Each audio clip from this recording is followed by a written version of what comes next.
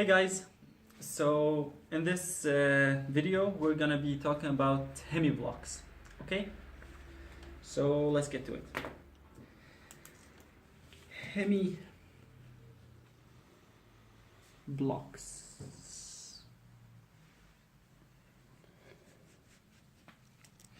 Okay, first of all, let's draw the heart.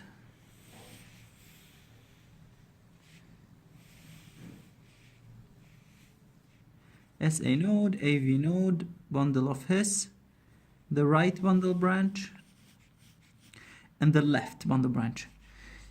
Okay, here, the left.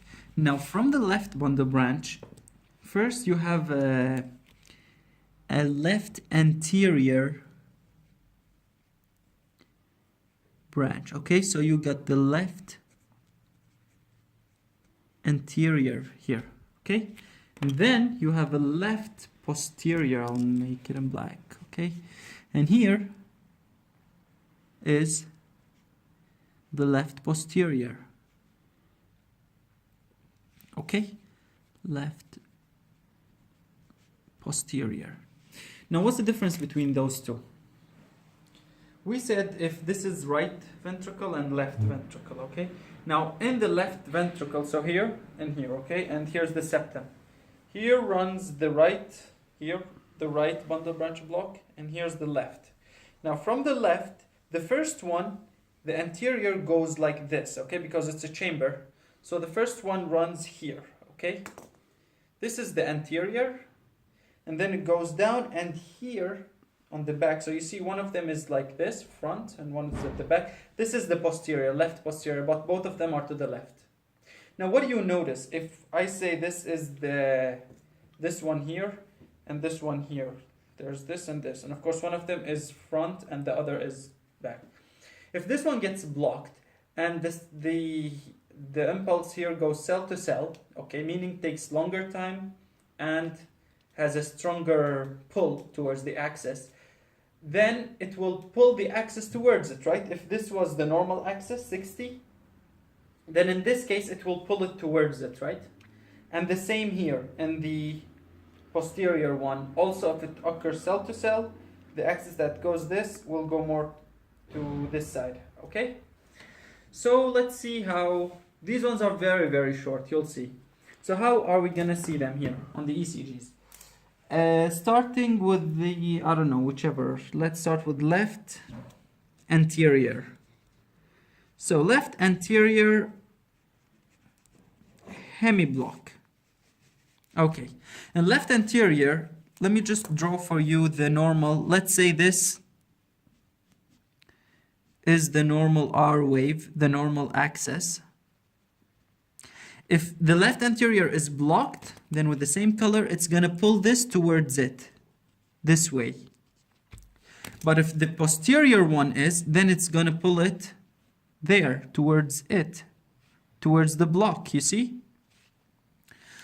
Okay, so in left anterior hemiblock, what we're gonna see is a left axis deviation. That's the first thing, okay? So in left anterior, you will see a left axis deviation because it's pulling it towards it. If you remember, the normal axis of the heart was from -30 to 90. All of this, -30 to 90. Okay, some books say 105, but it's okay to say until 90. So from 30 to 90, that's normal. And in this case, this one, I'll draw it with the same color, it's gonna go like this. So that's why, in this case, this is a left axis deviation. This area is a deviated area. Now, what do you notice here? If lead 1 is this way, this is lead 1, okay? So this is this way, that's lead 1. And this one here, this here is 2, if you remember, this 2. So this is lead 2, and this here, I know, okay, let me make it in a different color so this is 1, and this is 2, which is 60 degrees, by the way. And this is 3, which is 120 degrees. Okay, so how will you see it? in these leads, 1 and 2 and 3, and if you remember, this was AVF. This is so easy. And AVF, okay? Given, like, at any given left axis deviation, because it's in here, in this region, it is within, it goes in the same direction with lead 1. So it's positive in lead 1, because it won't go here, okay? This is like the no man's axis or something. So in lead 1, you're gonna see it positive QRS. Lead 2, here's the thing, lead 2 goes this way, okay? That's 60. If you draw a perpendicular line to it, perpendicular, then this is 90 after it, meaning 150, and 90 before it. 60 minus 90, that's negative 30. So if it was here, it would be positive to lead 1, to lead 2, okay? It's not, and we said it's a deviation, so it's absolutely before. Definitely, it's going in this direction. It's opposite to lead 2. Okay? So opposite to lead 2, meaning it's gonna be negative in lead 2, negative in lead 3, that's really obvious, it's against it, and negative in AVF, because it's going up and not down, okay? AVF goes down. Now, just from these, the other criteria, the second criteria, which is really, it's just something that makes sense. They say that in lead 2 and 3, in AVF, you're gonna see something like this. Oops, yeah, something like this. And they say that this is the R wave, and this is the S wave. They say, oh, you have an S that's bigger than an R. But really, that's just, how do you call it? Like, it's something that, well, duh, of course, the S wave is bigger than the R wave, because the negative deflection is going to be negative in all these leads, okay? So definitely the negative part is bigger than the positive part. They didn't need to say this. So anyways, this is the other criteria that you need to say, okay? Left axis deviation plus S bigger than R in the leads 2, 3, and AVF. That's it. This is left anterior hemiblock. Let's go to left posterior hemiblock.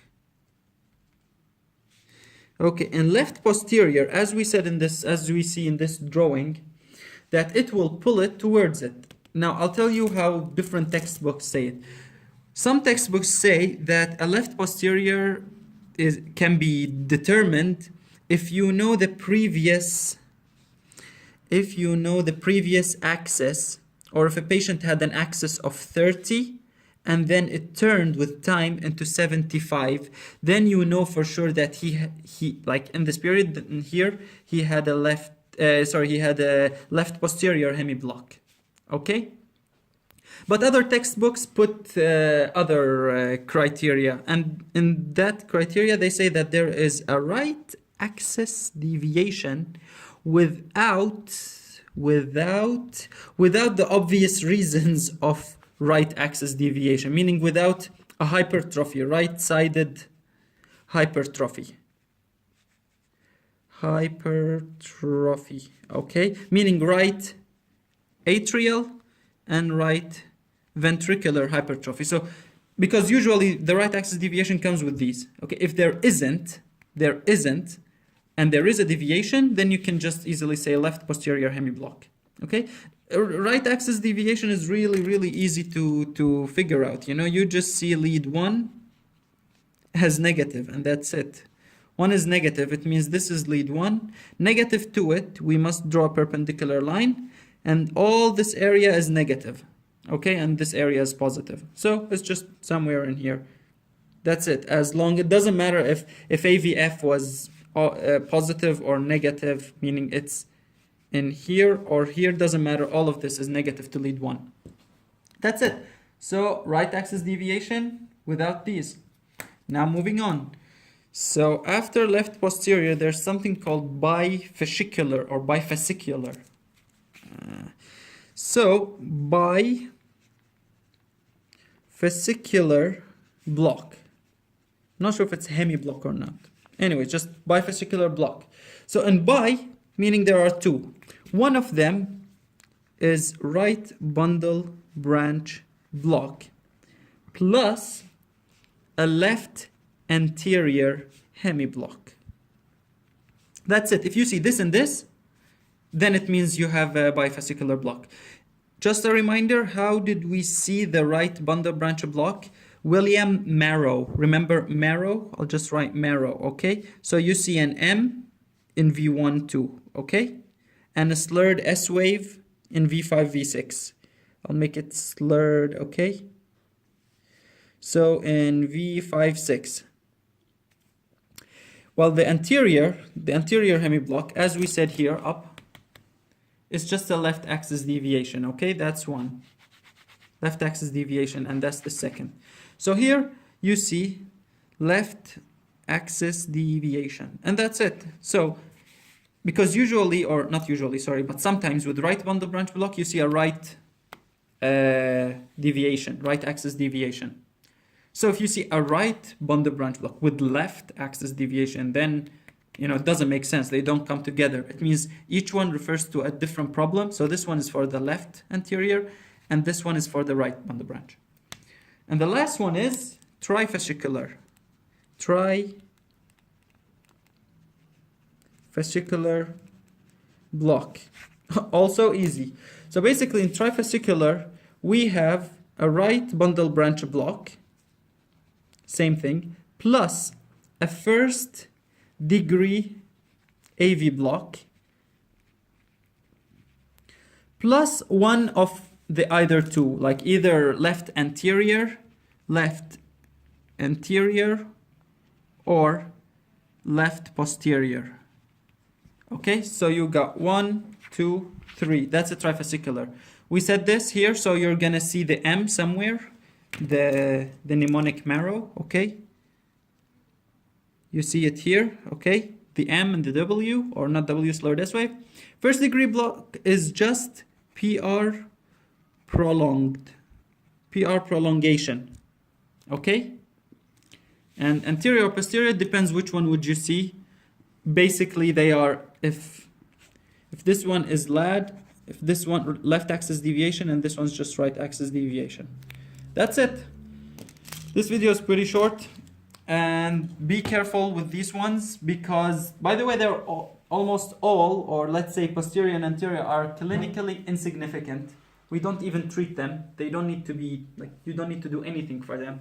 It's just for the nerds who need to know what is what. But some people need it for their internal medicine exam. Okay, that's it. Good luck. As always, if you have any questions, you can ask them, and practice. Bye.